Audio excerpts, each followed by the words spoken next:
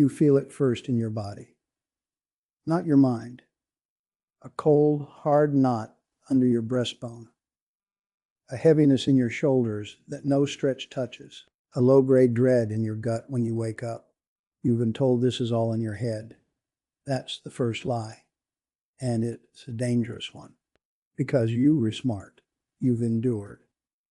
So when this ache does lift, you assume it's a permanent flaw. A crack in your foundation. You try to think your way out. You try to stay busy. You try to swallow it. And the ache just digs in deeper. It becomes a tenant. This is the threat, not the feeling itself. The threat is the story you were telling about it. That it means you were weak. That it's a sign you were breaking down.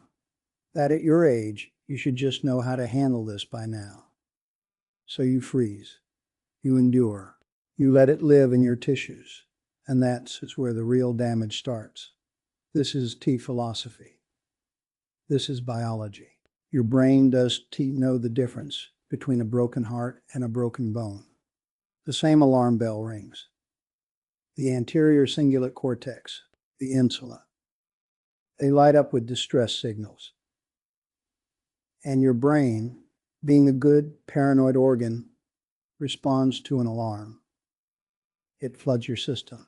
Cortisol. Inflammatory chemicals. It's a mobilization order for a war with no enemy. Your muscles tense. Your digestion stalls. Your sleep shatters. This is the feedback loop. The pain creates a body state. The body state amplifies the pain. Round and round. And for us, after 50, this loop is just miserable. It's corrosive. Elevated cortisol for months on end? That's a direct recipe for stealing muscle, fogging memory, and turning your immune system against you. The ache is T in your head.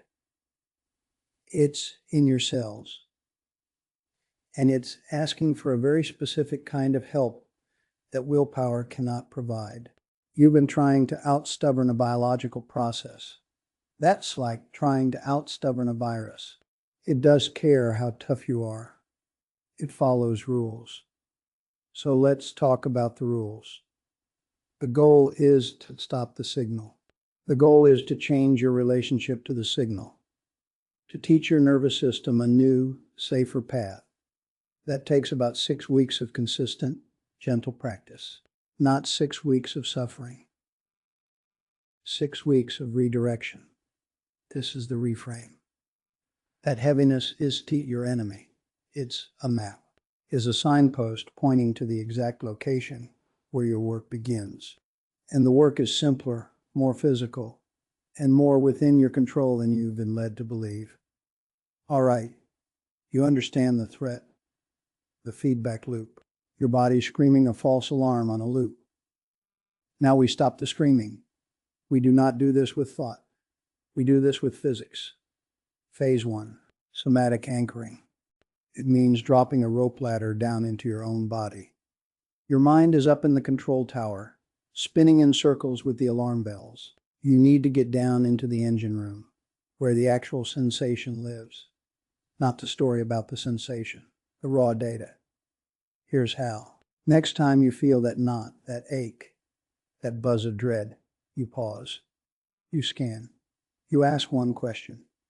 Where do I feel this physically? Not why. Where? Is it a tight band across your forehead?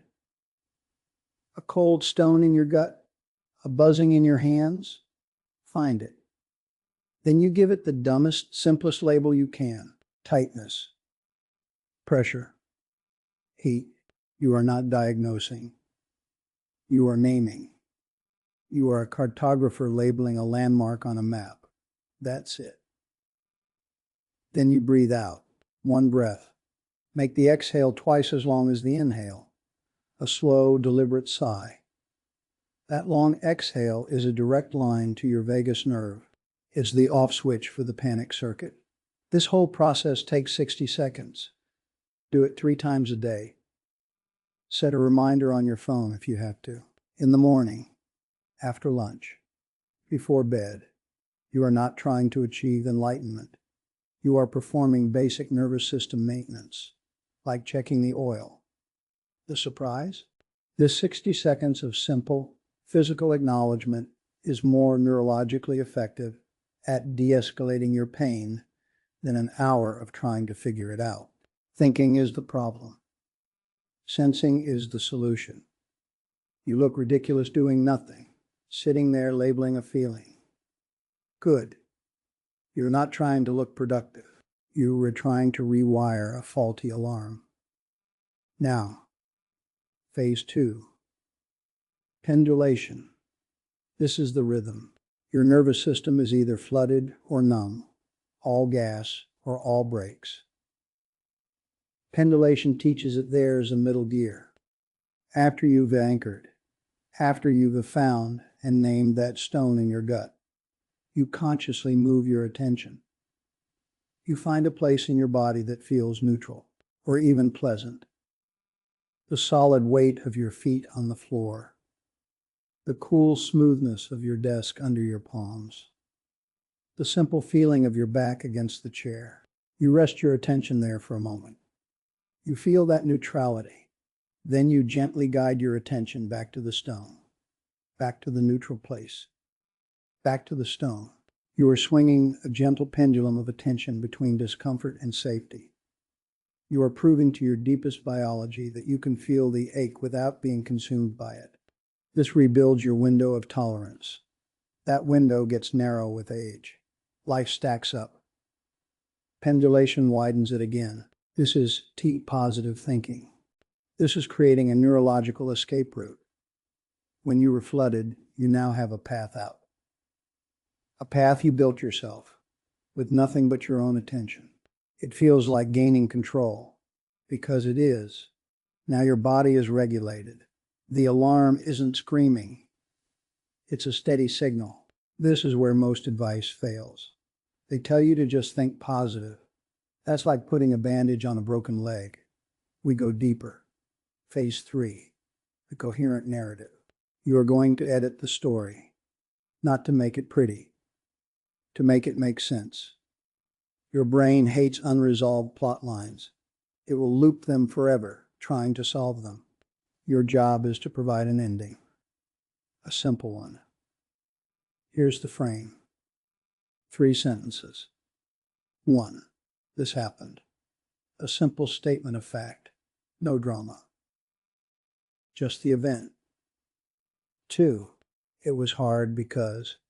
Name the specific loss, the betrayal, the fear.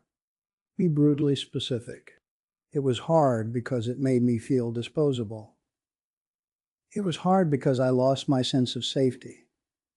3. And I am learning or noticing or choosing something now. This is the pivot. Not a happy ending, a coherent one. And I am noticing I can feel this without falling apart. And I am choosing to focus on what I can control today. You write this down. You say it out loud. This practice does something mechanical. It strengthens the connection between your thinking brain and your feeling brain. That connection needs maintenance after 60.